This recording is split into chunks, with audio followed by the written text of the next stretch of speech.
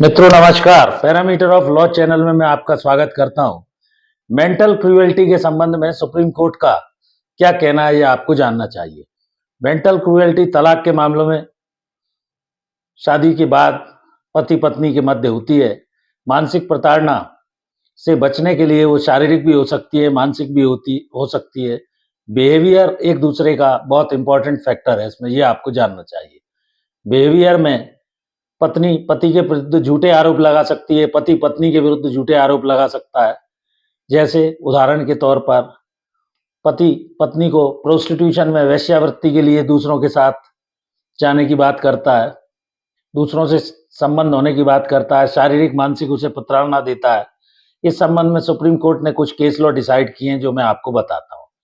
2005 under bracket 1 SCR page 95 रोशनी सिंह के case में prostitution के एलिगेशन लगाए गए थे और पत्नी के द्वारा पति के लगाए गए आरोपों के संबंध में वो झूठे आरोप साबित नहीं हुए थे।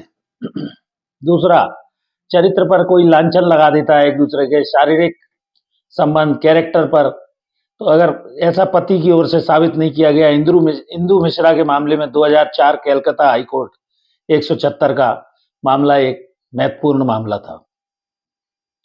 पति पत्नी वो एक दूसरे के विरुद्ध ये आरोप लगाते हैं कि वो जहर देकर उसे मारना चाहती है। ऐसी स्थिति में भी ये एक स्मिता त्रिपाठी वर्सेस एस विक्रम का मामला 2005 का हुआ था इलाहाबाद हाई कोर्ट का, पेज 889 पर।